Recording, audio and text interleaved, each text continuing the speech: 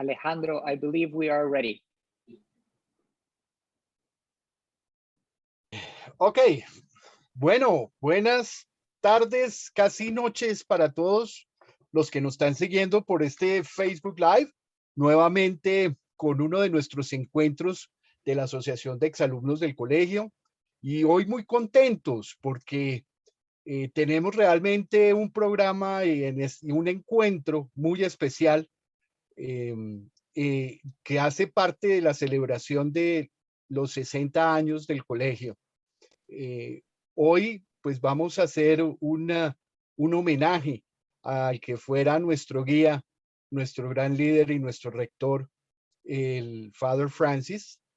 Y pues tenemos unos invitados de lujo en esta ocasión, como pues siempre los hemos tenido en los encuentros. Así que vamos a tener una charla muy calurosa, muy agradable. En primer lugar, pues está acompañándonos el día de hoy la hermana del Father Francis, Mrs.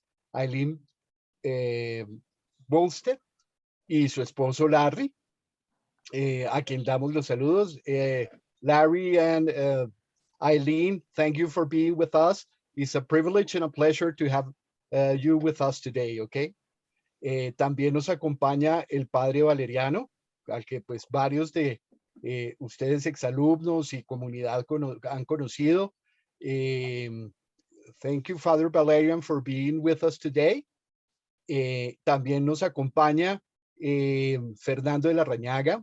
Él ha sido un exalumno fundador del colegio y que nos va también a acompañar en esta charla. Y finalmente, pues quiero presentar a nuestro moderador, que es Héctor Hoyos, de la generación 96. Héctor es un profesor asociado en la Universidad de Stanford en culturas latinoamericanas e ibéricas y de literatura comparada. Así que pues es un gran privilegio tenerlo hoy aquí como moderador. Vamos a estar haciendo la charla en inglés y pues haciendo alguna traducción al español en la medida en que lo vayamos conversando, porque Eileen pues no es, aunque habló español en algún momento, ya pues ha pasado algún tiempo desde ese momento. Entonces, nada, a todos bienvenidos. Le voy entonces a dar la palabra a Héctor y que pues se gocen esto tanto como pues estamos nosotros, todos los que estamos nosotros aquí participando y haciéndoles partícipes de todas estas anécdotas e historias. Entonces, Héctor, bienvenido pues a nuestro encuentro. Gracias, Alejandro. Gracias a la Asociación de Exalumnos, Angélica y a Felipe Villar, colega de mi generación. So I'm going to switch to English now for all of our benefit. And the program for this evening, we're going to be talking about the life and the legacy, the example of Father Francis Wehri, as most of us knew him, although we're going to hear about his layman name before being ordained soon. We have prepared pictures from really throughout Father Francis's life.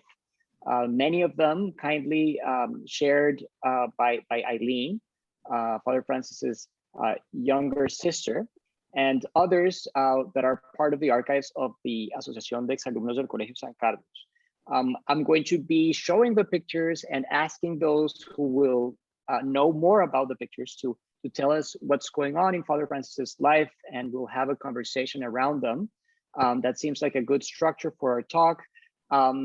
Later, we're going to hear more about Fernando de la Rañaga's trip to Assumption Abbey, and that is going to build a nice bridge also to Tibati, el Monasterio de Tibati.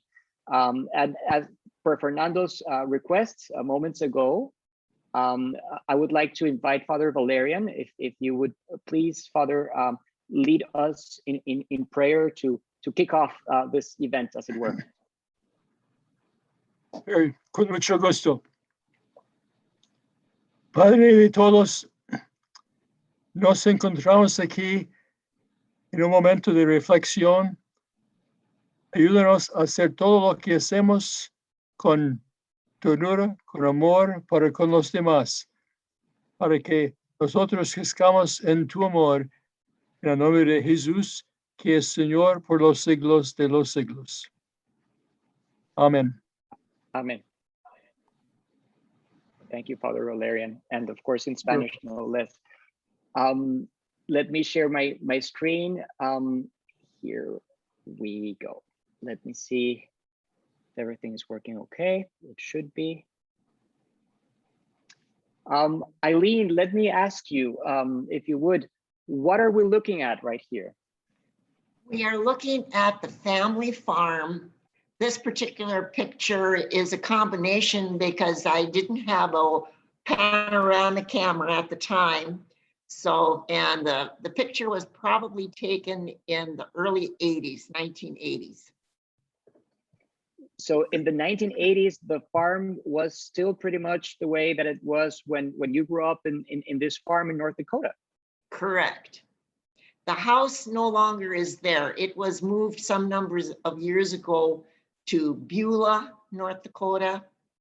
And it's got a very beautiful location there. So it hasn't been abandoned like you see so many family farms now with the houses where people lived and have all kinds of stories have fallen to shambles. So this house has been preserved. So we're very happy about that. That is very special indeed. And I think for San Carlistas who are watching this and their families, it is very interesting to reflect on how, you know, Assumption Abbey is in a place that is, you know, rural to this day. And to imagine the world 60 years ago when the priests were traveling from North Dakota to Colombia, where we're traveling from a rural place to another rural place because the Sabana de Bogota, the highlands of Bogota were very green, very lush. And for many of us who studied in San Carlos back in the day, the school was surrounded by a prairie. So that I think has changed quite a bit in Bogota, and I'm sure in other ways also in North Dakota. And everyone, please feel free to interject at any point. But I'd like to show a follow-up to that image that we saw of the farm, that aerial view of the farm where the Wehri family had their plot of land. And here, putting together pictures from Eileen, we have a really nice, I think, sample of life back then. And so again, I would, you know, pass it over to you, Eileen, for anything you'd like to share about these images that we have here. Well, as you can see, I came along quite a bit later than everybody else. So I was very well protected. And as a consequence, I guess I heard stories about how spoiled I was. So I like to get my own way. And the picture in the middle there would be, I believe, Father Francis' First Communion picture. And then the others, I think, are pretty self-explanatory. The littlest one, of course, is me. And then the next one would be Art at the time, and Sister Matthew, who was Carol Ann at that time. And our oldest brother, Frederick, went by Freddie all the time when he was little. Then he became Fritz, the German equivalent of Frederick. And Because in the the family background was, is about, what would you say, Larry? I can't remember. A 1936, I think, Chrysler. Yeah, and that's something nice of the Zoom image we have at the bottom right. You get to see indeed the back of that Chrysler, and that situates us, right? That puts us right there in situation. Eileen, when we corresponded in preparation for this event, you mentioned that your father is of German ancestry. Is that right? Yes, both our parents are of German ancestry. My father's parents came from northern Germany. My mother's parents were Germans that immigrated to Russia during the time of Catherine the Great. And then they came from Russia to the United States. And this, if I may interject a question also perhaps for Father Valerian, I think this is very interesting when we think about how to be a Catholic in the United States is not to be a majority religion, which is very different from Colombia, which is something like 90% Catholic. So is there something specific that you might share with us about, you know, growing up as a Catholic in the prairies in the United States, smack in the middle of the country up north? How is that like? And perhaps Father Valerian, how might that be different from growing up Catholic in Colombia? Well, I can say that the abbey was founded by monks that moved to this country precisely to take care of the needs of the Catholics, especially the German-speaking Catholics who were moving in the early part of the 20th century. And that's why the monks came here, precisely to minister to their needs. The founding abbot eventually became the first bishop of Bismarck, which is the diocese in which we are still located. The diocese name is Bismarck? Yes, the Diocese of Bismarck. Oh, well, that's fascinating. Nothing to do with the German chancellor, though. No, I know. it's a different German name. I mean, it's the same name, different context, of course. Great. Now here, Eileen, we have some images of the farm. I believe that is you with Father Francis, or Arthur, or Art, as he was named back then.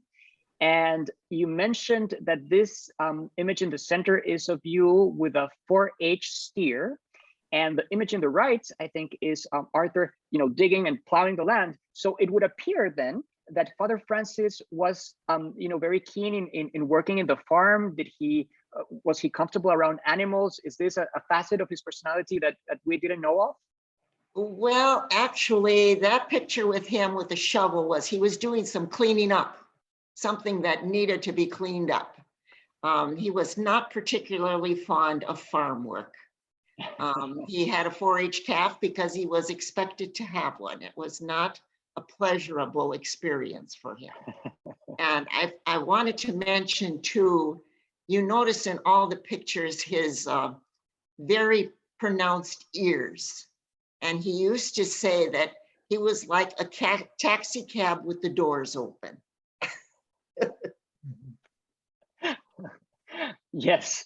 I think also in Tiwati, many years after, where there were cows, I think my understanding is Father Francis was not as active, tending to the cows and that aspect of life in the Sabana de Bogotá. Father Sebastian was much more amenable to working in that kind of like farm setting, and other members of the community as well. So it's an interesting thing to think about, right? This kind of rural dimension of the early years in Father Francis's life. Yeah. And here we have, please tell us, I should ask you perhaps, what are we looking at here? Okay, there again is a picture of Father Francis. This definitely is First Communion because he has the candle in his hand. And it's a lilac bush that he's standing by. And as you look through the photo album, that lilac bush was very popular for a picture backdrop. And then the other picture was his high school graduation picture. And I wanted to include that especially because it shows him with his red hair. The picture doesn't really show how red it really was. But yeah, Juan Duarte, the young man that's going to school at Mount Marty University now, said that when he was younger, he asked his dad one time, was Father Francis born with white hair? So I had to show this picture to Juan also so that he knew that no, Father Francis was not born with white hair. He had red hair. Did Fernando and Father Valerian ever see Father Francis with red hair? Well, I certainly did. When I went to high school, Father Francis was the rector of the high school when I went there, and his hair was orange red. It's what we call in English a carrot top. Fernando, I think you're muted. Fernando, please turn your microphone on.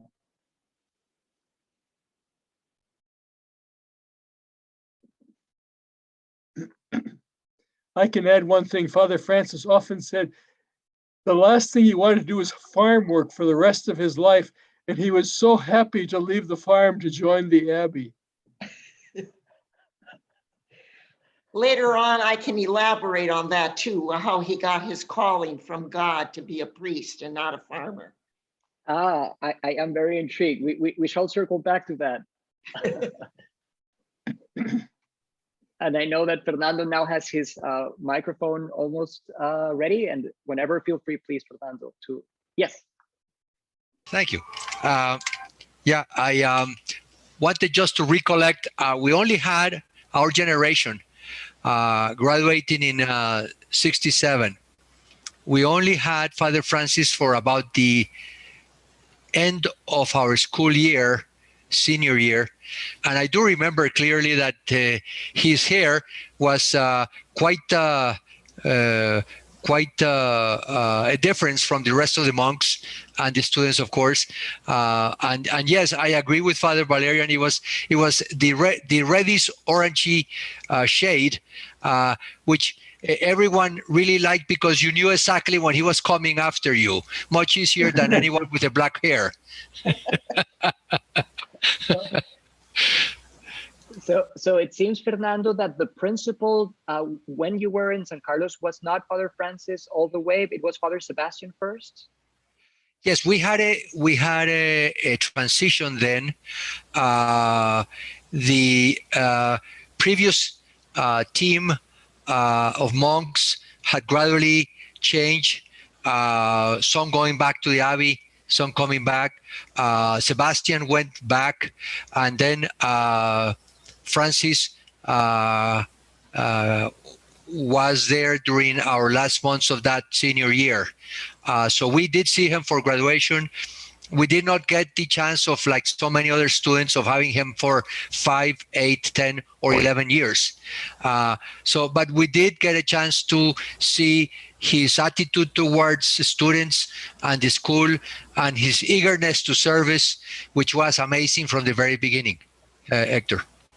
For sure, Fernando. And you know, that actually brings me to something that I wanted to ask, which is, how do we balance remembering Father Francis as you know, the very esteemed, charismatic principal of San Carlos for so many years, and also acknowledging how, you know, self-effacing and humble he was. If you'd ask Father Francis, and I'm sure this came up in conversations that several people had with him, he would credit San Carlos's success probably first to God, and second to a group of people, to the monks, to the teachers, to the staff of San Carlos, to the students, and maybe at the very, very, very last, he might credit himself, but that is not something you would get to hear from him. So I don't know if it's a question or a comment, but I think it's you know, interesting that to balance, right, that charismatic principal, right, of a school with the self-effacing monk. I will give you a little anecdote that shows his spirit from the very beginning. He went to Colombia at the end of June 1966. I entered the monastery on June 23rd. It was only a couple days later he left. We were on retreat. We weren't supposed to talk to anybody, but he snuck in and he had to say goodbye to us. He broke all the rules because he didn't want to leave us without, you know, saying goodbye. Very nice. Very nice. Thank you for Thank you, sharing. Father Valerian. Yes, absolutely. Now, here we have some images of your family life, Eileen. Could you tell us a bit about these? What are we looking at? Well, the picture on the left was actually taken at our grandparents' house in Bismarck. And I don't know if Father Valerian knows this, but it was the house just north of the cathedral. My grandfather would sit in the sunroom watching the cathedral being built. And this particular occasion, I really don't know what it was, because many of the ladies I don't recognize. most of them would be my mother's sisters, but probably one of my aunt's friends that were in the group. I see Carol Ann, and I see Fritz, and I see my mom, of course, and Father Francis is at the organ as always, either the organ or the piano, and I'm sitting beside him on the piano bench. So sing-alongs were quite common and just the expected thing when the family got together. The picture on the right was the family picture that was taken before Art and Carol Ann went to the respective monastery and convent at that time. The women's monasteries were called convent at that time. And somehow Carol Ann got cut off. She would be to the right of Art, but she doesn't show up in the picture there. And of course, my mom and our dad. And we're going to see your sister Carol Ann shortly become a sister in the monastic sense of the word. I would also like to point out that that seems to be a very modern instrument. That is an electric organ, if I'm not mistaken, correct? Oh yes, it was a Hammond organ. Wow. And that was kind of a new thing. My Aunt Betty at the time worked for KFYR radio. She was the secretary, bookkeeper to the owner of the radio station. And anything new that came out, she had to have. So the Hammond organ was a first. And then when television came along, she had the TV in the house before that TV ever went on the air. That's interesting. So there were lots of memories in that house. Lots of good memories. And here, I think this is from your personal photo album. And was it you who wrote "Art is now Father Francis"? Correct. Yes, because he had made first vows and now he was Father Francis. There was no longer Art. And this would have been Sister Matthew's final vows. That's why she's got the wreath on her head. Okay. And how was that, if I may ask? How is the experience of Art leaves your family home and returns as Father Francis? Well, boy, I don't know. He spent a lot of time at the Abbey, so that was, nothing new for him to be gone. The hardest thing, I guess, probably for my mother, my dad didn't show a whole lot of emotion, but the year that Father Francis was in the novitiate, back in those days, the novices weren't allowed to speak to family. They could write letters. So occasionally we would get a letter from Father Francis, and Mom would sit at the table. Usually that was the dinner table because the mail came in the morning, and she would read the letter, and there wasn't a letter that she ever got through without crying. And I would sit there at the table thinking, oh geez, here we go again.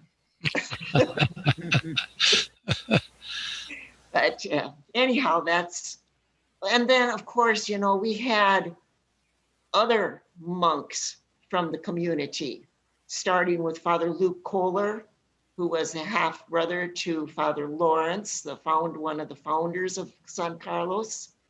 And their brother was Brother Pete at that time, who later on left the monastery. And we had quite a number of girls that went to the convent, not all Benedictines, some were Holy Cross, one was Presentation. So it wasn't a unique thing at all back in those days. I guess every family was expected to have at least one religious from the family. So, of course, and Hector, that was also yes. I have a question, if I may, through Eileen. Where did Father go to high school? He went to the Assumption Abbey in Richardson. Yeah, at the Abbey. Okay. Yes. Wonderful. And he loved it there right from the start. He was not one to come home on the weekends. Carol Ann, on the contrary, She was not so fond of St. Mary. She was pretty much wanted to come home on the weekends. Okay. Thank you. Mhm. It must have been, you know, a very moving experience. And at the time in Colombia, it was also the case that in large families, there would be clergymen and women. So that was a big connection there. And what we see here, I believe, is his first mass. Is that correct? That's correct. That was his first mass. And as you can see, that was pre-Vatican II. Hector, I believe you wanted to, or you asked some questions about pre-Vatican II. And this was pre-Vatican II, where the priest did not face the congregation. He looked at the altar, and the vestments that you see in the pictures were made at the Sacred Heart Monastery in Yankton, where Sister Matthew was, and she helped to make them. She worked in the vestment department at that time. Okay. So, and our parents bought those for the monastery. It was the complete set with the presider, the priest, and the subdeacon, and the deacon, and the cope, and it was for the ordinary time. Green, the pictures were black and white back then. It was a very pretty green and burgundy velvet trim. And the monastery at the abbey, some of the monks still use the cope for special occasions, benediction, service, and stuff like that. Wow. It brings the memories in the church in San Carlos of the big drawers where the vestments are kept, and I believe some flew all the way from North Dakota, and the way that things tend to, you know, come full circle. Father Lawrence, whom you mentioned a moment ago, officiated my confirmation and that of my generation and a number of other San Carlos generations. He was also, I believe, at one point the abbot. So many connections indeed. And then Father Valerian, I understand that what we're looking at here in terms of how the Mass is being officiated, looking at the altar as opposed to looking at the congregation, is the pre-Vatican way of doing things. And could you tell us a bit about how things changed after Vatican Council II? Well, you are probably aware, most of them, the altar was placed in front of the priest, so the priest looked at the people over the altar, and everything was done facing them. Communication was also done in the language of the people instead of in Latin. Those were the two major changes. And a lot of other things went along with it. Hymns, of course, were sung then, often in the language of the people, and there was a lot more participation. So Father, yourself and Father Philip, Father Sebastian, Father Francis, you probably start offering Mass in Latin and then switch to English and ultimately switch to Spanish. Is that the arc of how things went? In my case, I never had Mass in Latin. By the time I was ordained, it was already in English. But yes, English, and then when I came, of course, to Bogota, to Colombia, it was in Spanish, and yeah, we celebrated that way. And is the foundation of San Carlos also connected to Vatican Council? I'm thinking of, you know, these new ideas of, you know, spreading the word and what would be known in Spanish as la nueva evangelización. Or are these events not really connected? They were simultaneous in time, but it's not like there's an influence of Vatican Council II on San Carlos itself? Well, it's interesting. I don't know how familiar you are with the founding. Archbishop Concha would travel to Minneapolis, Rochester, Minnesota every year for his heart checkup. And it was the abbot who was down visiting a monk who was in a coma there who ran into Concha. And Concha invited him to come down. Well, the abbot finally was flustered. He said, if you really want us to come down, you have to talk to the monks. I can't make that decision. So Concha travels to the monastery. And this is a miracle. Nowadays, it would take 3 months to set up a committee and 3 years to make a decision. On April 25th, Concha speaks to the community. by May 9th, I believe it was, the community says, yes, we will send 4 monks to Colombia. By June 6th, I think they had left the abbey to go to Colombia. Amazing. And Amazing. they spent, I think, a couple months in Puerto Rico at the Universidad Católica. And they arrived in Bogota then on the 6th of August, 1960. Wow. Yep. To a very small El Dorado airport at the time. Right. And the that- connection with Vatican II, Pope John the 23rd, who was Pope, when he became Pope in 58, one of the first things he did was said that every monastery, every religious order should send 10% of their people to Latin America. So that was one of the motivations that Concha was trying to put pressure on the abbot. Hey, how about your 10%? Yep. And flash forward a good 50 odd years, and the Pope is an Argentinian. So Great. Yeah. Yeah, it's a miracle. It is indeed. What we see here is family reunions. So by now, Father Francis has been Father Francis for quite a while, and he came back then to visit the family home, Eileen, with regularity. Yes, he would come back to the States about every 2 years. The picture on the left was actually taken the day of his first Mass. And it was taken in the house that we grew up in. And there you see Mom, myself, and our dad, Sister Matthew, Fritz, and Father Francis. And Mom's birthday was August 19th, and Assumption Abbey's feast day was August 15th. Sister Matthew made the cakes. This was a yearly thing. And a little interesting story about those cakes. I don't know if this was the particular time, but Sister Matthew spoke to Mom on the phone and said that she had the cake ready to bring. It's all frosted, decorated, and everything. And Mom said, well, what kind of cake is it? And she said, well, it's a white cake. And Mom says, but Larry likes chocolate. So Sister Matthew's reply was, well, whose birthday is it anyway? But along with that little story, Larry was baptized a Lutheran. So this was quite difficult for my mother when we were going to get married, and this was going to be a mixed marriage.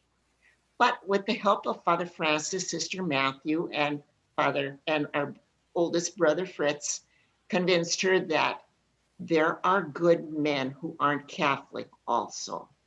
Since that time, though, Larry has joined the Catholic Church. But Mom always made sure that there was plenty of chocolate when Larry came to visit. Good. Good. That is a wonderful story.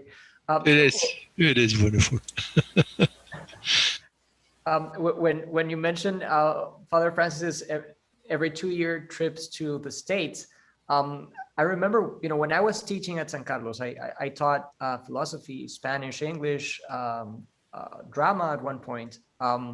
Those were Father Francis's mystery trips. So we were wrapping up the year, and Father Francis and Jorge Celis, the vice principal, were very busy with final grades and students who might not pass, and so on and so forth. But maybe it was the year where Father would leave. And so I remember Jorge Celis scrambling to get everything ready so that Father could actually leave, also because this is a little prior to modern communication. He couldn't be texting back and forth with any updates. So everything had to be prepared. And so you have solved a big mystery. What happened during that time that Father left? It was a little unthinkable for us in San Carlos that Father Francis would leave, let alone go, somewhere else where he had another family, in a manner of speaking. And here there's a big transition, right? We are in Tibati and in Bogota. These are pictures from the association, from the Alumni Association. It's a few of them, so we won't be on this PowerPoint presentation for too long, I don't think. Does Fernando or Angelica or perhaps Father Valerian happen to know what is it that Father Francis is inaugurating in the picture on the right? I don't know. Oh, no, me neither, Hector. Looks like you are in a court there, or the parking lot, but I'm not sure. The long yellow ribbon there. What is he initiating or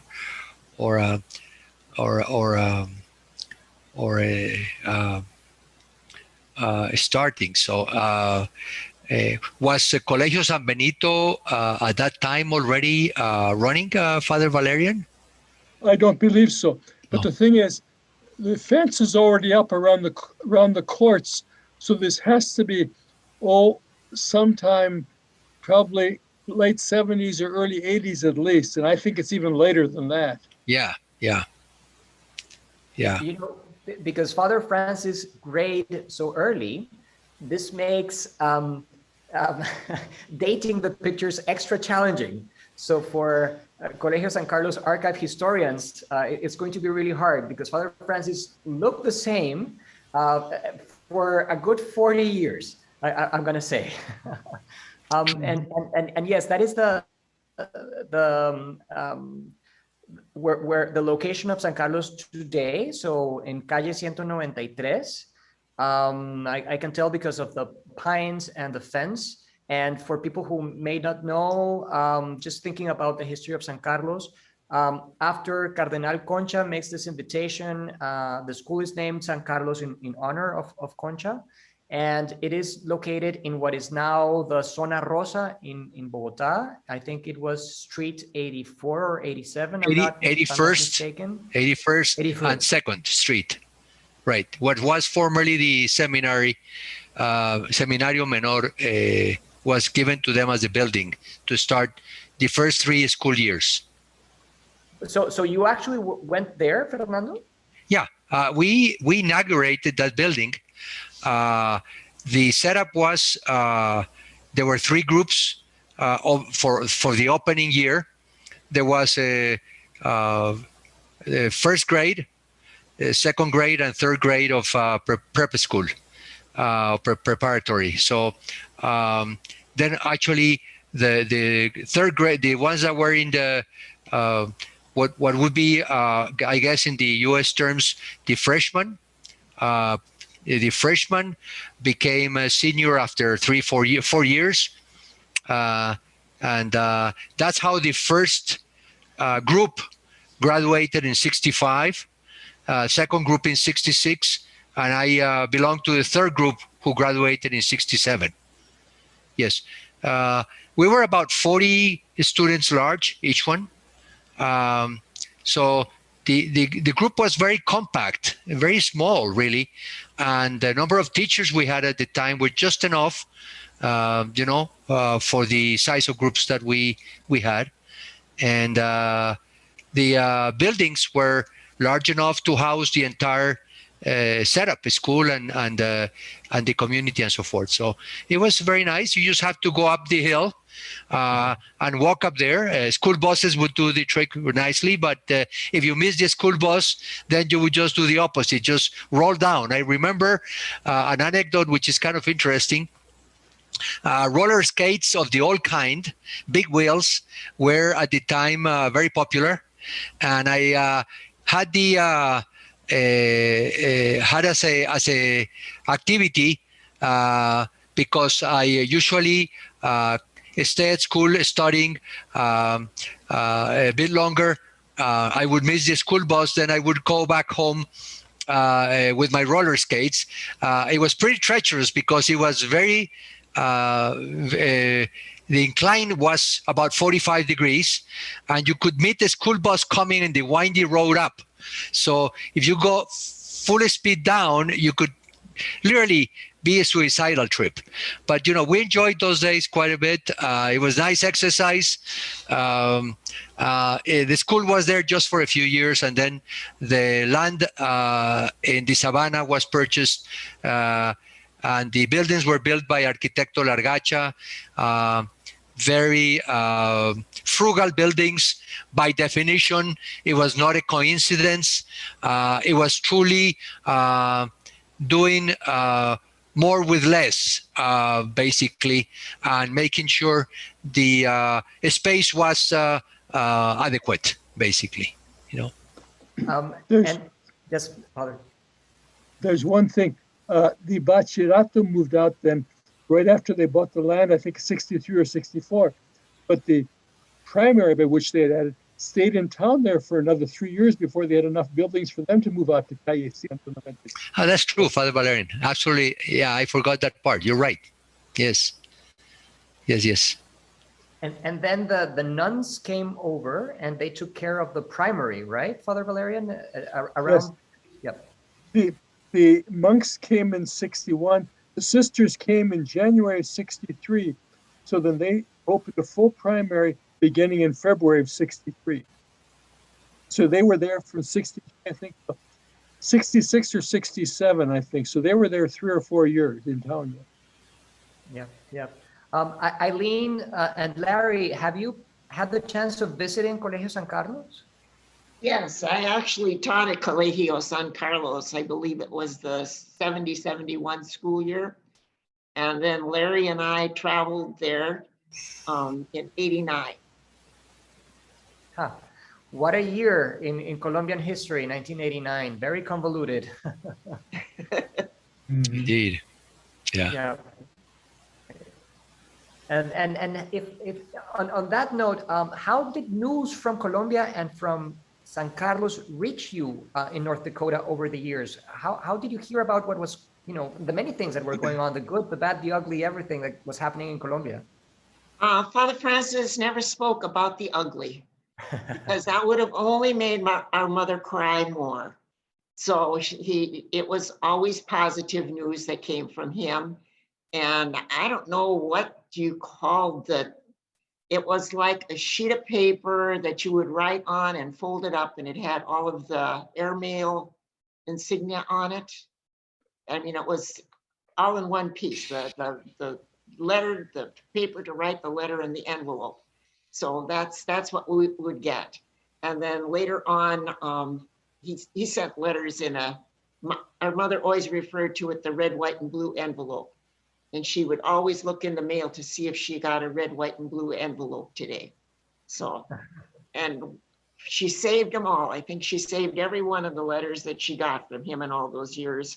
So when it was, when she passed away for her funeral, part of the gifts that were brought up during the offering was a stack of letters from Colombia, because she always waited for those, and her telephone, which she regarded as her best friend, because she spent a lot of time conversing with people. She was a very social lady. And then, of course, her rosary. Those 3 items were what was presented during the offertory time. Wow, that is very, very moving and very special. Angelica was telling me that on the chat a moment ago that this picture is when the volleyball courts were inaugurated. And this connects to Fernando's observation about how, you know, austere and functional Colegio San Carlos is to this day. So these courts are paved. So we would have, you know, very bourgeois students sometimes from the upper crust of Colombian society, not always, right? And there they were playing volleyball on pavement and scratching their legs if need be as they were doing it. Father Francis perhaps did not mention the ugly. I'm going to mention it for a moment. It must have taken so much courage to be the principal of a school in Bogota in years where there were, for instance, bombings and bomb threats in schools. I cannot imagine how much courage and how much pressure that kind of responsibility would have entailed in those years. What we see here on the left, I'm going to ask Angelica also if she can clarify, but I believe this is one of the first public events of San Carlos. I don't know if it is a first communion. It might be the case because these kids are very dressed up, and maybe they're watching right now. I'd love to hear from the alumni in the picture. The image on the right is again Father Francis's first communion. So it's interesting again how things come around. I also remember that, and Father Valerian, you probably were there at the time, the first graduations that San Carlos had, this is before auditoriums were built, were held at Teatro Colón, which is a very, very beautiful, Republican building in downtown Bogota. Nowadays, it feels very far from San Carlos because of the traffic, but back then you probably could drive from one place to the next in 20 minutes or so. It's very close. And so that was probably in one of those spaces. I don't know myself. I'll do a major jump in time to a very moving moment when Father Francis at the peak of his career as a school principal, I'll say it in those terms, is receiving also the Colombian nationality. He became a Colombian national.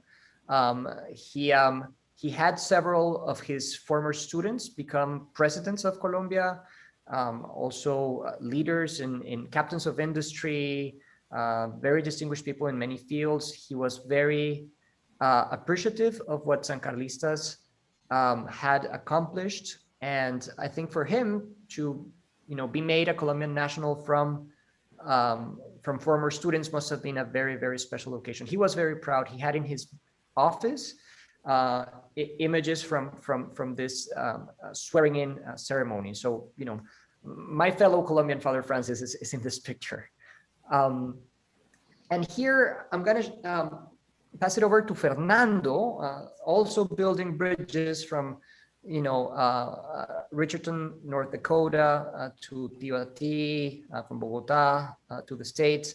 Fernando, you were there, I believe, in 2019. Could you tell us a bit about your visit? Yes, actually, I had not visited the Abbey in about 35 years. I visited only once before this 2019 trip, which was the first of 4 trips I did since. And the visit in 19, I forget the exact date, but it was a good 35 years before 2019. Father Lawrence was the abbot at Assumption. I remember traveling with my wife, Lucia, and at the time she was pregnant with our twin girls, and we went there so that Father Lawrence would bless our forthcoming children, and we spent a week in the Abbey participating with the monks. But then in 2019, I had the opportunity in one of the trips to travel with an alumni from 95, Ortiz, Luis Felipe, who, when I first talked to him and I was telling him I was traveling to the Abbey, he told me he was also excited. If I could lead the way, he would surely join me. And it just so happens that when we were both at the Abbey that Easter week, there was a crew that wanted to interview someone at the Abbey, the monks and the prior, to find out more about the involvement of the Abbey with foreign projects.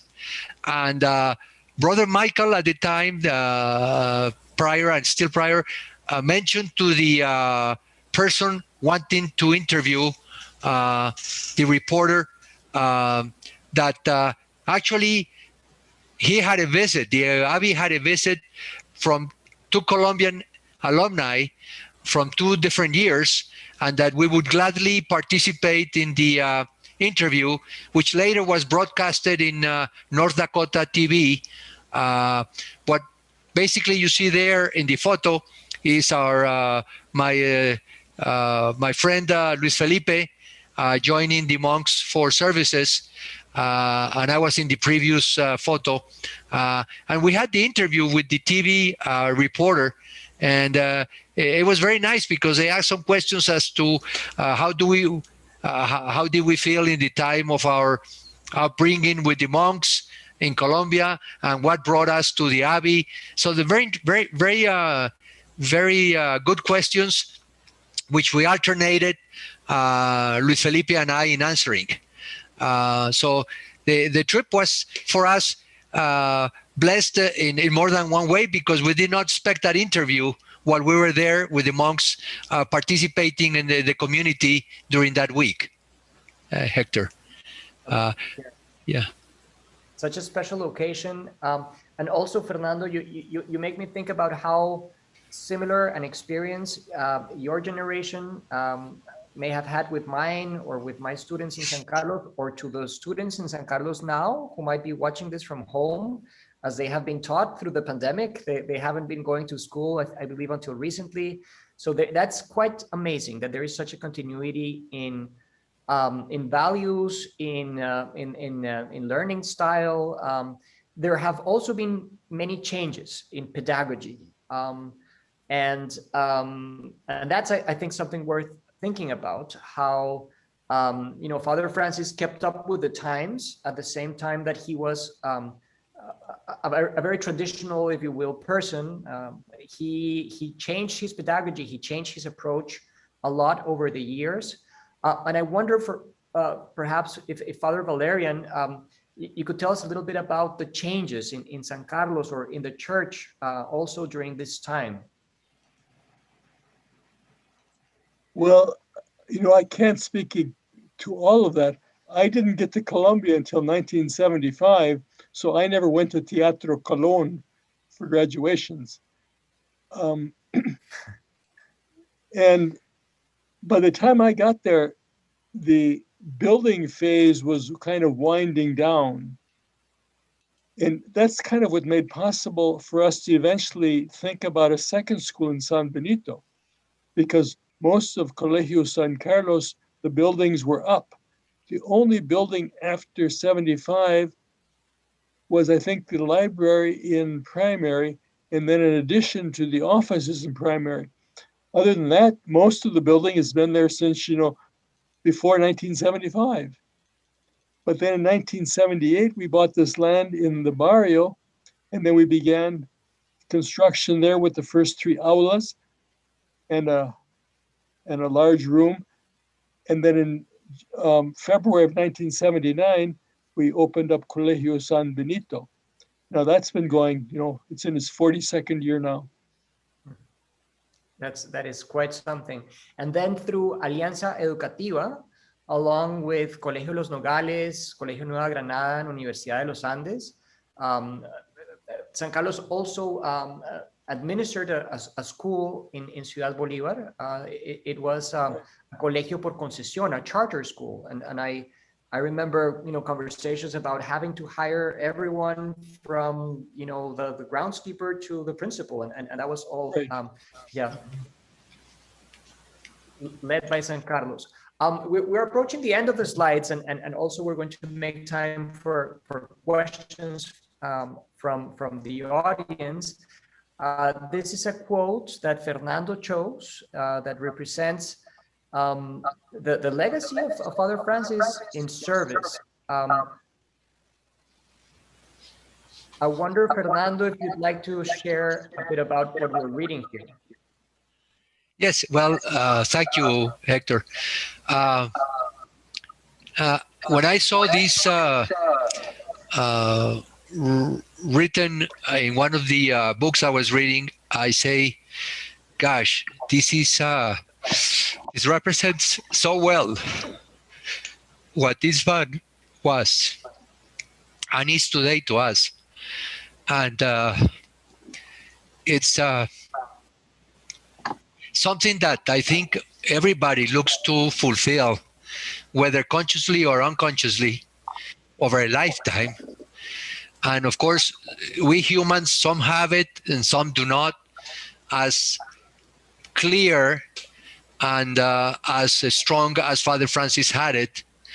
And obviously, his devotion for service was so dramatic in every action of his. I just took this as a way to express, perhaps in somebody else's words, something so true. You know, he always did everything he did, including picking up papers from the floor, with such a smile, these big teeth, this big mouth, these big teeth that he had. You know, Eileen talks about his ears. I sometimes paid attention to his molars, you know, because when he smiled, you could see them clearly, much more clearly than when he got upset. So that's all I can share you about this thought that I ask you to display for all of us, Hector. I would add a Thank you, footnote to that. Fernando. A footnote to that quote of Rabindranath Tagore. He was the first non-European to receive the Nobel Prize for Literature. Okay, I didn't know that, Father Valerian, but it's interesting. Yeah, he sounds like a tremendous philosopher. I really haven't read much. It just strikes me as so vivid, the example, the life of Father Francis, that I took it ever since I read it for the first time. I kept it as a memento of the life of a person that I really love very much. Right, yes. And one of the few other non-Europeans to get the Nobel Prize over the years would be Gabriel Garcia Marquez, right? The Colombian. Pablo Neruda, Gabriela Mistral, also. It's what we are looking at now, and this is our final image of the slideshow. It's a beautiful picture. I wish I knew more about it. Angelica would, and she shared with me, this is from the Alumni Association, a high-res image. So some real photographer took this image. I'm not a historian, as you can tell, and it's lovely. I want to say that it's Bach that Father Francis is playing. I remember how he taught students over the years to play, just kind of like as a side gig to all of the other things he did for San Carlos, including, yes, picking up the papers, also sharpening the pencils for math Olympiads. He sharpened the pencils himself. He was the principal, he taught, he counseled, and he would teach music. One of my classmates learned the clarinet because Father Francis lent him a clarinet for something like a year and a half. So I'll stop sharing my screen now, and maybe we can take some questions.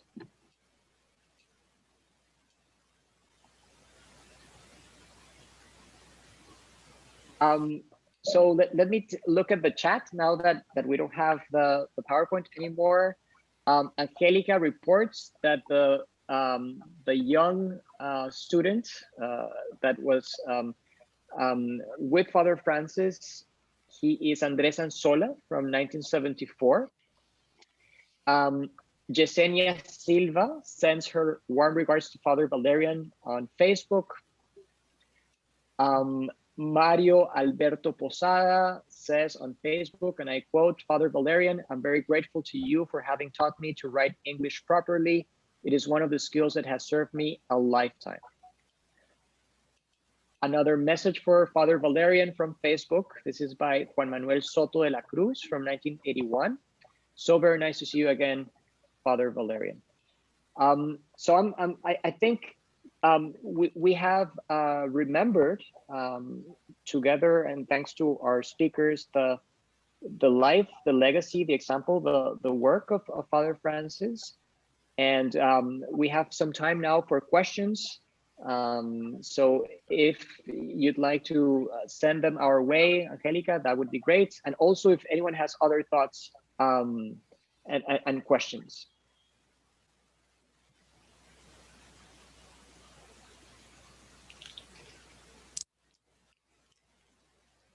Oh, Eileen is asking, pardon me, Angelica is asking Eileen, if you could tell us a bit about your experience teaching in Bogota.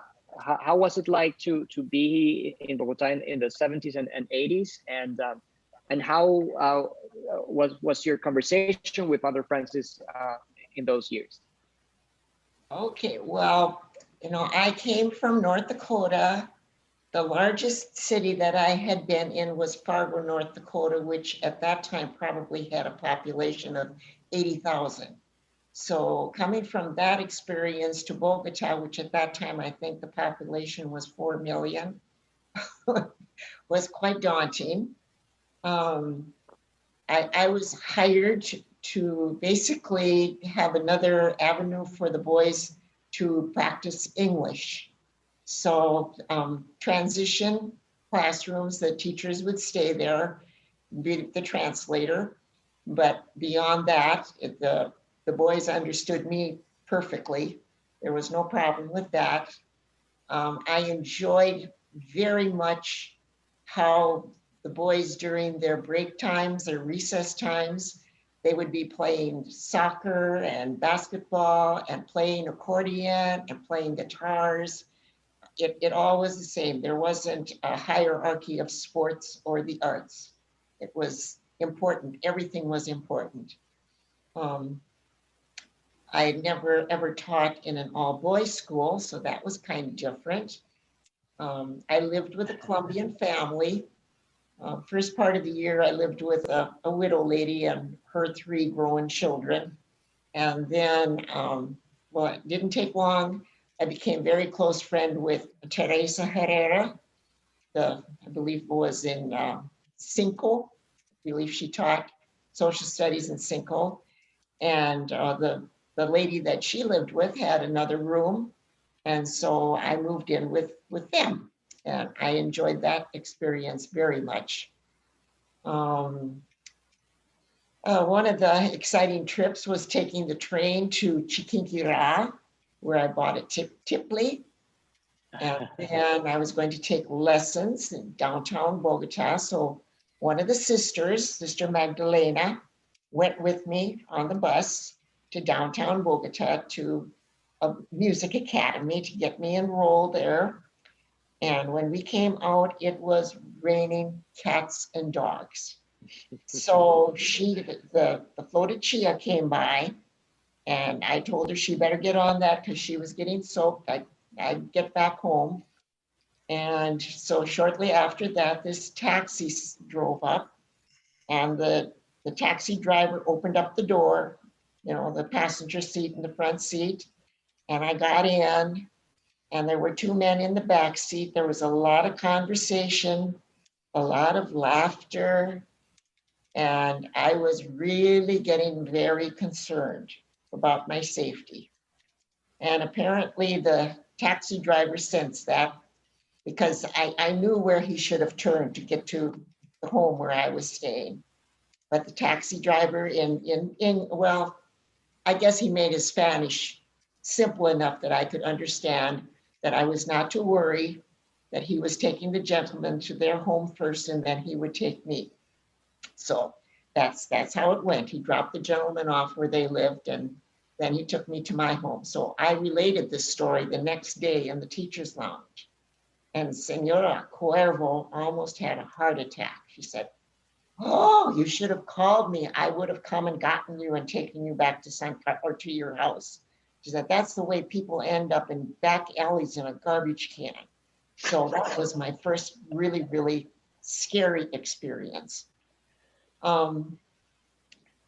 The teaching, though, was very, very pleasant. I enjoyed that very much. The boys were really receptive, and I had a good time.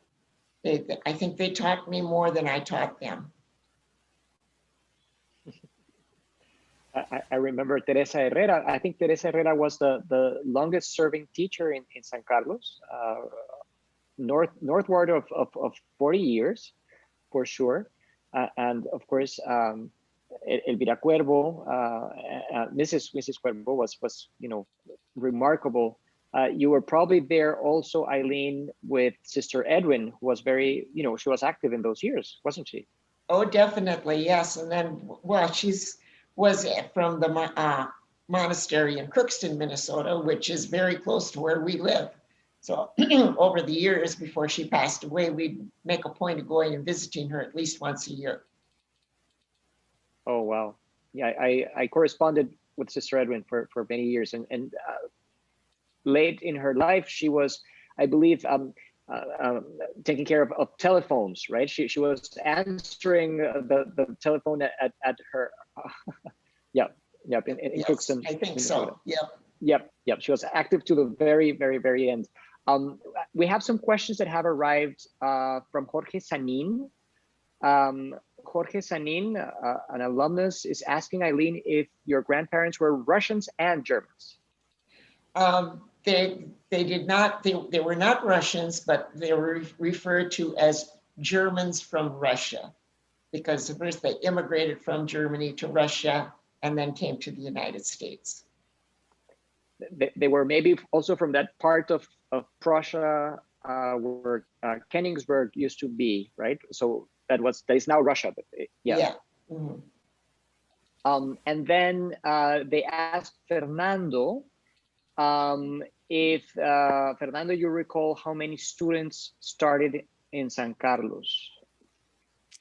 Yes, the 3 grades that started were about 140, I would dare to say, about maybe to 120.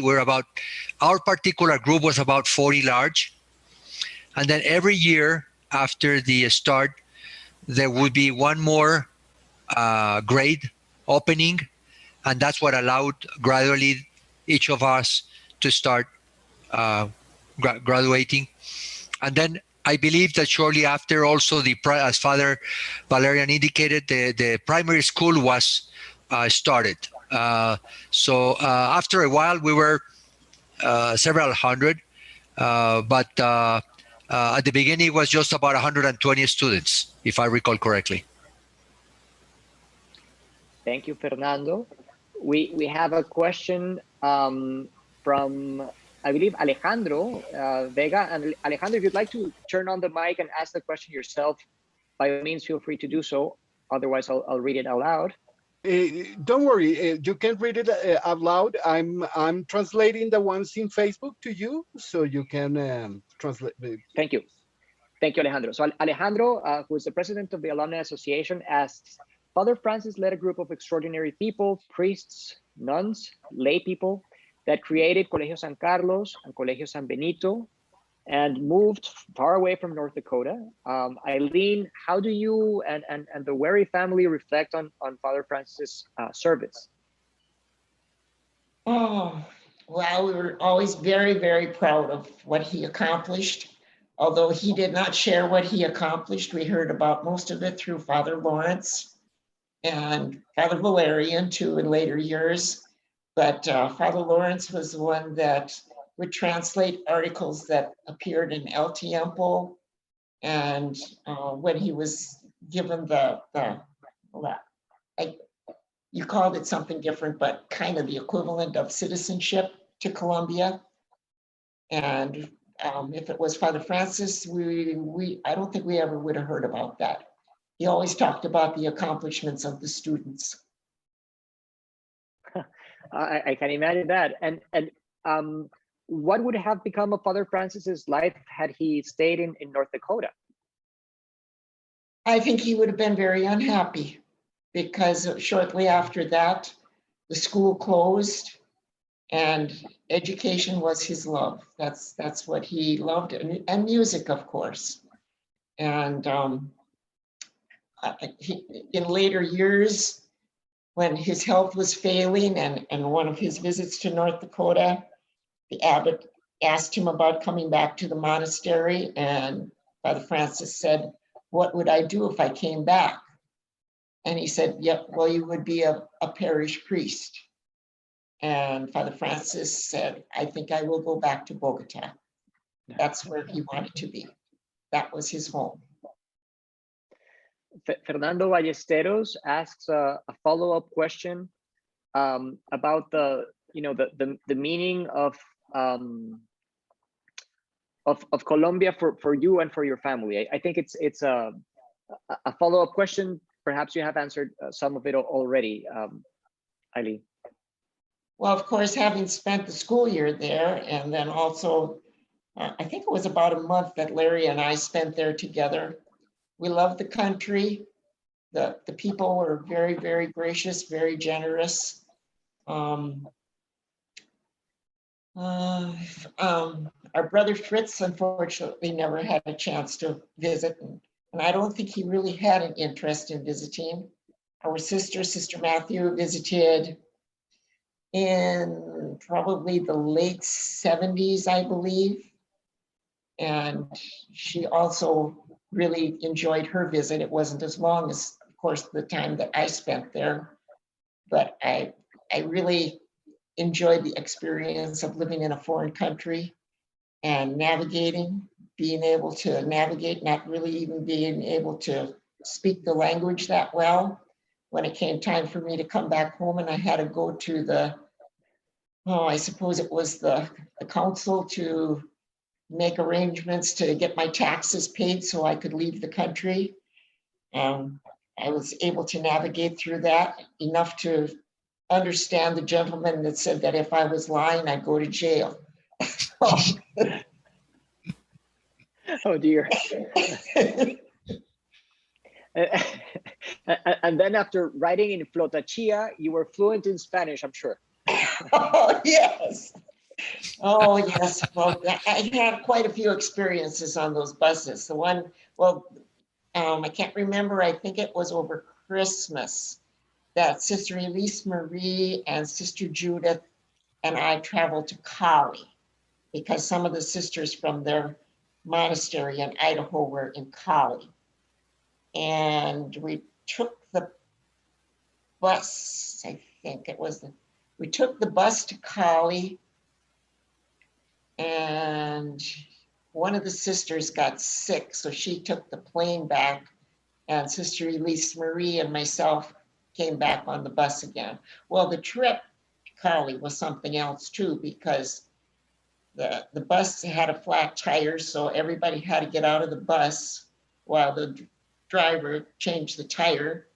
And I'm looking at the tires and they were very well worn. You could see the cord. And we're going on this mountainous road with, you look out the windows and you couldn't see a shoulder. It went straight down. Or else we were crowding the rocks on the other side. So that was really an experience. And well, then when we got back to Bogota, it was dark already. And there again, we were thinking, this is quite a ways to walk. We didn't have big, heavy suitcases by any means, but they did have some weight to them. And there was no way that anybody would know what time this bus was going to get back. And so we're getting a little bit concerned about, what's going to happen to us till we get back up to San Carlos.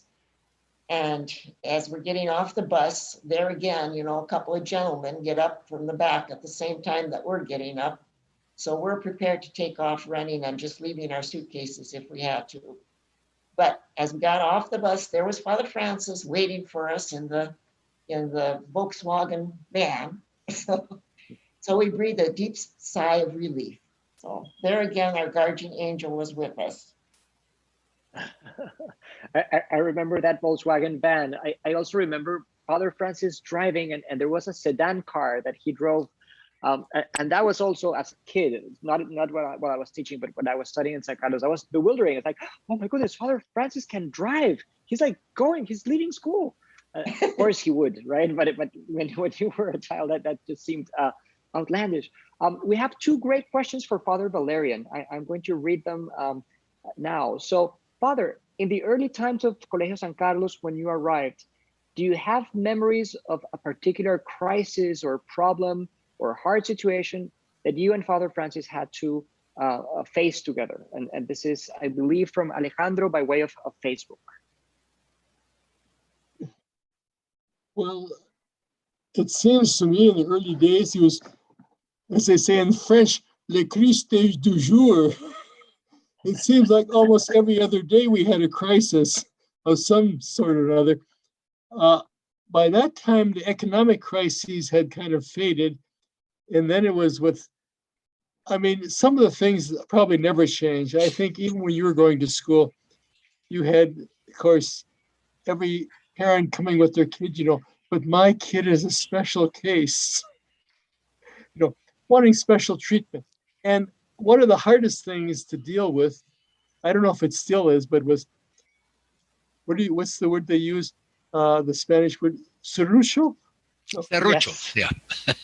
Yeah, everybody say, the thing is, because I know the minister and so forth, you got to take my kid in school. And sometimes the pressure on Father Francis, and of course, it would carry over into the community, having to deal with these things. But he was pretty stern about, no, we have certain ways of doing things here and we're going to follow them. But those things happen very frequently. Does that answer your question?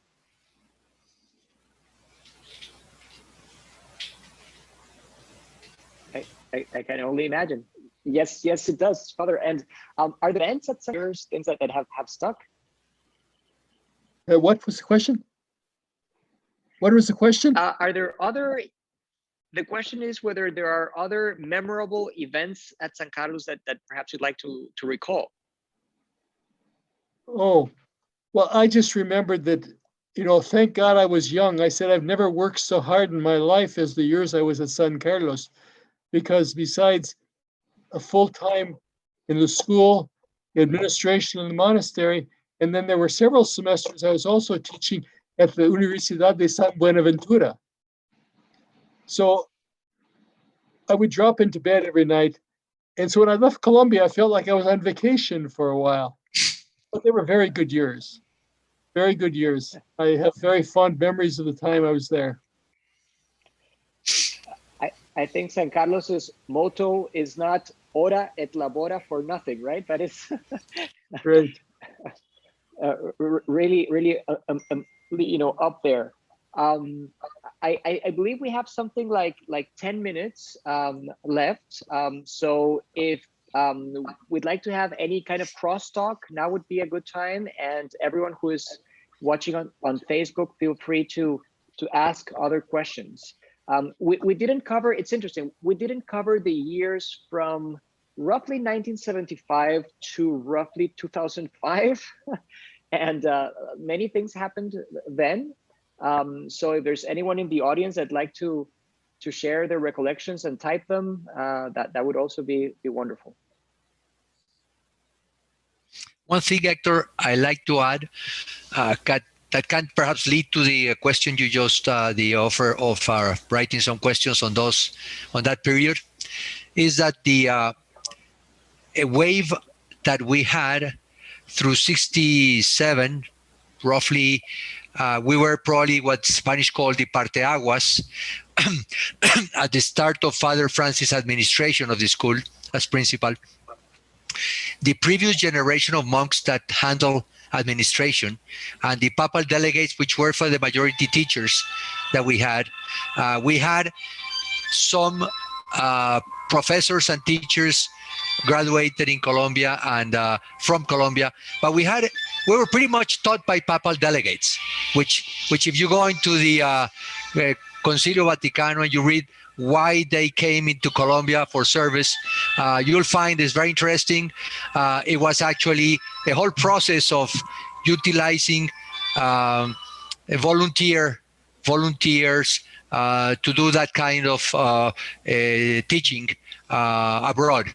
But what I wanted to highlight is the fact that both the old wave and the new wave, if you want to partition the start of Father Francis's administration and the end of Father Lawrence's administration, basically there's one thing in common throughout, and I found it recently here in Mexico City when I started meeting with alumni which extend to already 10 generations. We found alumni that established themselves in Mexico. And it's basically discernment is one thing that you see clearly.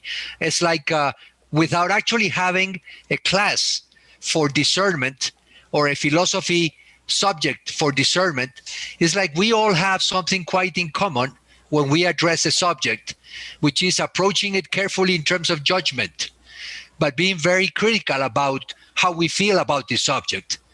And it is incredible because, Hector, you see this from my age 67, my generation, into people in 2004, 2002, which we have now some contacts here in Mexico City.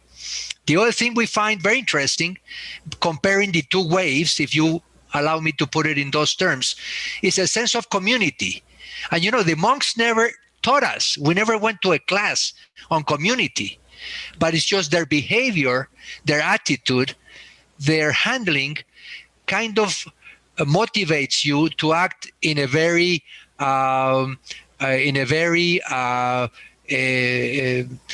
sensitive way to the other guy, and actually bonding, if you may. So these two things are, you may find this very different to many other schools, These are the two things that throughout 55 years or better, approaching 60, you will find in common with the alumni in the school. And it's all thanks to the commonalities at the Abbey in terms of the Benedictine order and how they handle and the love they have for education, which is one of the primary things they have from the very beginning of the order, So I want to commend not just Father Francis, but the entire community, because this is clearly the best two things perhaps they've ingrained in us, Hector. Fernando, that is really special and important to highlight. And I'll second the critical thinking parts. I think the critical thinking is ingrained, and asking questions and debating and refuting, taking positions. There is something of a Jesuitic bent in that aspect of our Benedictine education. And also there's the Franciscanism in Father Francis's name, not to digress too much. On the subject of critical thinking, I'll share an anecdote. I was sitting under a tree, minding my own business. I was probably 15 years old. And I think I had longish hair, give or take. And Father Sebastian approaches me and tells me, this is lunch recess. So, Hector, I think I've heard you're becoming a communist. Let's walk. And sure enough, we walked and we talked politics and governance and who knows what. But it's the kind of things that would happen in San Carlos, right? That you were taken seriously, that you were engaged, that there was debate, there continues to be. And that is precious. I mean, the religious education in Colombia at the time was very vertical, and you did not feel that in San Carlos. Correct. There's also the Cold War. If at any point we'd like to talk about that, I'd be very intrigued, because the other Americans who were coming to Colombia in the 60s were the Peace Corps, and they were on a different mission, and that's the same right. world that was that we're living in. But I don't want to editorialize. I'm going to read questions from our audience. Thank you. We have Jorge Sanin, who is asking about the organ, the beautiful pipe organ in the San Carlos School Church. Jorge Sanin inquires whether we know how it was built and financed, and how it made its way to San Carlos, if anyone in present company knows. I can speak a little bit to that. When the chapel was built, Father Lawrence, knowing Father Francis's interest in music, made sure it would be one of the best organs available. So he had this German organ maker who was in Colombia. He was the one that more or less was commissioned to make that organ and put it in the church. But who it was and how much it cost, I have no idea. Father Francis got to play the organ in the Luis Ángel Arango in downtown Bogota. That's another very special organ, but there are few and far in between in Colombia that are at that level, special. We have another question from Facebook. Enrique Triana would like to know, Father Valerian, if you are back at Assumption Abbey. I am back at Assumption Abbey now. I was working at the University of Mary in Bismarck for 23 years, and then at Mount Marty University in Yankton for 6 years. But now I'm back at the Abbey. I'm doing work here. Thank you, Father. And then Mauricio Zarate has a really fun question. He wonders if Father Valerian and Father Francis, and I'm going to add Father Sebastian, ever played basketball together. We did not. Father Francis always said he did not have a sports bone in his whole body. He and Father Sebastian were like oil and water, the exact opposites. Absolutely. I love it. Father Valeria, you bring such a good point. I could remember during that short period that we had Father Francis as our principal, that less than one full year, Father Francis would actually stand to see Father Sebastian working with the cows at the distance. And he would just be very, very steady there, just watching like, gosh, what a job. So he definitely was not in agro, and maybe not in sports as much as Father Sebastian. You know, there's one anecdote. Every year, Sebastian would be glued to the Super Bowl. Well, we only had Armed Forces Radio in Colombia at that time, and it was cackling. And when Francis would walk through the room and there was Sebastian hunkered over this thing, and we said, "What's Sebastian doing?" Francis saying, "He's listening to the toilet bowl." The toilet bowl. That's a good story. Absolutely. We have a question from Camilo Valderrama. He asks, how were trouble kids handled in the early days? I know Father Francis would never give up on someone, but there was some discipline enforced, no? Who is he addressing that question? Father Valerian or we back in the 1967 generation? Listen, I'm only facilitating here. I'm leaving it all to you. What's your experience, Father Valerian, your transition there? Well, you know, Father Francis did have a reputation for being slap happy at times, but he tended to moderate that as time got on. And later on, we established the position of the disciplinarian became the guy that was in charge of community. He wouldn't handle a lot of those issues. But there were times when, let's put it this way, stiffer measures had to be enacted because certain people needed them. And many of them came back later that, yes, I was out of line. And I don't know how else I would have been corrected if I had not been through some stiffer measure. This is quite a change. Also, you know, Sister Edwin was someone who could be slap happy, and I heard from Sister Edwin later in her life that she came to regret it, you know, and it's part of the changes in the times. That is Sure. I know from speaking with many San Carlistas, it's a touchy subject for people over the years, and it's also one where I think that, you know, reflection and historical contextualization is very beneficial. We have other questions, I believe, on Facebook. Angelica? Yes, Álvaro Rueda pregunta, is Mrs. Wagner alive? The sister-in-law of Father Lawrence, who was a teacher in primary. I didn't know of Mrs. Wagner myself. You know, I do not know. They lived in California. That's all I remember. But I will check that out if I can find out. Thank you, Father.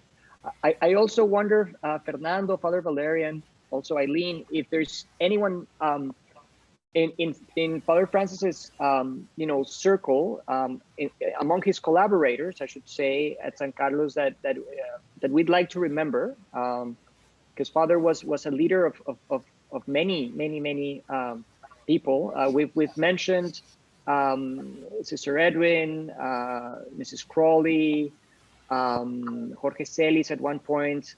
I think Julio Morales, the chemistry teacher, is someone who San Carlistas remember a lot. Teresa Herrera. Are there names that perhaps we should recall? Another teacher that I remember was Mrs. Crowley. She was also a transition teacher. And her husband managed a resort in the Amazon. And so it was over Easter vacation that I had an opportunity to go with Mrs. Crowley to the Amazon area. And let's see, who else?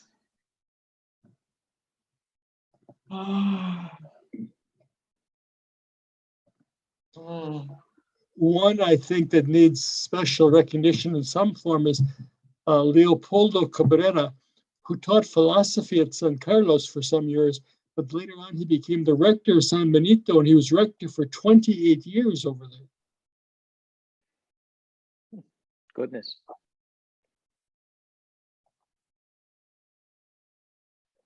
We should also mention that the current principal in San Carlos and Padre Gonzalo.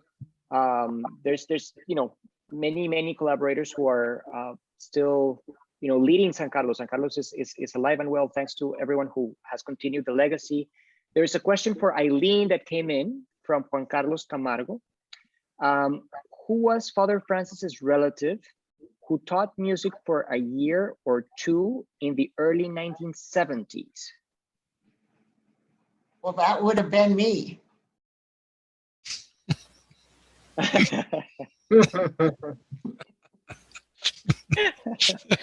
a good one, Eileen. Straightforward answer, Yeah. A straightforward question, a straightforward answer.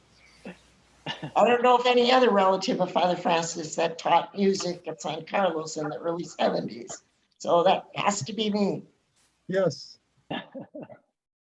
Another person I think that should be mentioned in terms of service to the school is still doing it, and that's Juan Fernando. Juan Fernando Corral. Yeah. Exactly. I had him as a student years ago, and of course, he was just as small as he is now. Little did I ever think that he would eventually be the rector. And, I think that Juan Fernando's position is very difficult. He had to follow Father Francis as rector after 49 years. And I think, as you all know, in Colombia, there is a certain tendency toward caudillismo. And as a result, no matter what Juan Fernando does, everybody's going to say, it's not near as good as Father Francis. Well, he's not Father Francis. It's never going to be the same. And the poor guy gets it from all angles.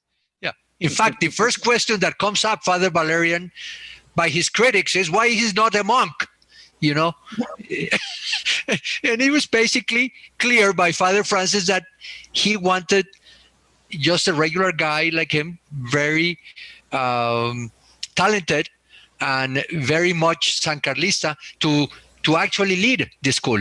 And but one of the questions that I've heard people asking is why is he not a monk? Yeah. So yeah. That Yes. may lead me to kind of a almost a closing statement on my part. Some people, especially at the San Carlos alumni, they ask, what can they do most to support the school? Well, if you really want to support the school, you will support the monastery. I know many people think that, monks just fall out of thin air. Many of them have no clue what the monastery is all about. They think the school is just there. Well, let's put it this way. They want a good education, but they really don't want a Benedictine education when it comes right down to it, because the Benedictine part, it only flows from a monastery. If you don't have a monastery there, you're not going to have a Benedictine school in the long run. So support the monastery. Thank you, Father Valerian, as always, for your nuanced and insightful comments. I especially appreciate the caudillismo notes. I truly do. I'll also mention other names: Hans Jacobsen, Bernardo Recaman, Right. Paulo Navas, Yes. Daniel Skillings. It's such a long list, and at a time of remembering Father Francis, I'm editorializing here. I think it's so important to remember everyone else that makes San Carlos. Absolutely. Because, Absolutely. we're in this together thanks to the Benedictine monks, for sure. It's a community effort, Hector, all the way. It is. Yeah. It truly is. Yeah. Fernando, would you like to wrap up on your end, and Eileen? Well, very encouraged with the fact that we all recognize that we have such a leader amongst us, looking at us up there, leading us. And he left such a wonderful experience, example, life. And I just want to thank everyone that participated today, and all the thought process that took place. Eileen, thank you so very much for your participation, and Larry and Father Valerian. I just want to throw in a advertisement here. I'm going to be traveling for my 5th time in the last few years to the Abbey for Easter week. It's a fabulous experience. It's an experience which is more than just a spiritual experience. For those that think that Easter week is just a spiritual experience, if you do it right, you get precisely the ability to engage in discernment and engage in community all at once. So it's a real precious gift. And whoever wants to join in, just call me and I'll help out in the trip. We're going to travel with my wife, but you can travel by yourselves or with your wives. I know Easter week is a difficult week to set aside, because those that have families have vacation week with their kids. Very understandable. But for those that want to have something very special that kind of takes you into the next step after the educational process at the school is completed, as part of your normal living, that experience is something I really encourage you to consider. So that would be only my closing comment, Hector. Thank you, Fernando. Eileen, any closing statement for you? Well, just that this was a wonderful experience. I really enjoyed it. Enjoyed getting to know all of the other participants and answering the questions, jogging the memory, and just have very fond memories of Colombia. Our home is decorated with many items from Colombia that either Father Francis collected over the years. He was not a collector, so usually our mother was gifted with things which eventually she gave to me, because Sister Matthew didn't want to collect anything, but just lots of very good memories. Wonderful. Wonderful. Thank you so much. Gracias a todas, a todos por escucharnos. Ha sido un gusto. Espero que la pandemia no les esté afectando demasiado, que estén bien de salud, de ánimo. And I'll pass it over to Alejandro, who is going to close this event on behalf of the Alumni Association. Thank you from my part. Thank you, Hector. Bueno, a todos los que nos han estado viendo, muchísimas gracias. Eileen, Father Valerian, thank you very much. As I told at the beginning, it was a pleasure and a privilege to have you in this encounter. And we hope to see you again in a future time. Thank you very much for your kindness and all the anecdotes that you have told us tonight. Fernando, muchas gracias también a ti. Mucho gusto, Alejandro. Todas las anécdotas. Héctor, pues por toda la moderación, muchos comentarios positivos sobre la moderación, tanto y los comentarios de Fernando y la moderación de Héctor. Y creo que pues fue una experiencia muy bonita para todos los que se conectaron hoy con nosotros. Un último mensaje para aquellos que quedan con esa inquietud de conocer más sobre la historia del colegio, del Father Francis. En la Asociación de Exalumnos pueden encontrar un maravilloso libro realizado por Talento Sancarlista. Se llama 8 Days a Week, Father Francis, y pues su historia. Y si los que estén interesados pueden contactarse con la asociación y ahí pueden tener en su casa también un pedazo de la historia del colegio. Entonces, diciendo esto, no sé si Angélica, ¿tienes algo más o cerramos ya?